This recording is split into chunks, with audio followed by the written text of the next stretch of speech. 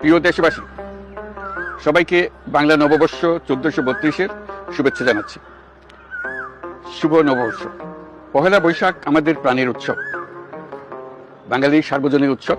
পুরো পৃথিবীতে যেখানে যেখানে বাঙালিরা আছেন, আজ আমাদের সবার আনন্দের দিন, বর্ষবরণের দিন। বাংলা সাল গণনা শুরু হয়েছিল কৃষিকাজের সুবিধার জন্য, ফসলি সন হিসেবে।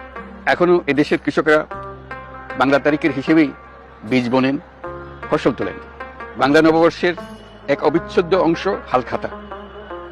এখনকার আধুনিক সময়েও এখনো এই হালখাতার ঐতিহ্যকে ধরে রেখেছেন বাংলাদেশের হাটে বাজারে, শহরে বন্দরে।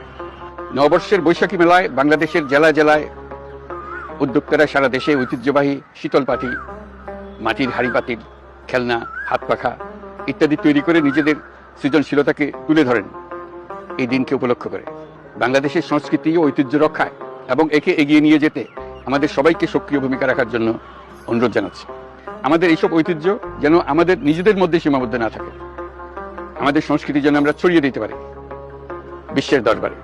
বছরের এই দিনটিতেই আমরা সুযোগ পাই আমাদের সুদীর্ঘ ঐতিহ্যকে নতুনভাবে নতুন প্রজন্মের কাছে উৎসবমুখর পরিবেশে তুলে ধরতে এবং পৃথিবীর সামনেই তুলে ধরতে। পাহাড় ও সমতলের বিভিন্ন জাতিগোষ্ঠীও চৈত্র সংক্রান্তি ও নববর্ষে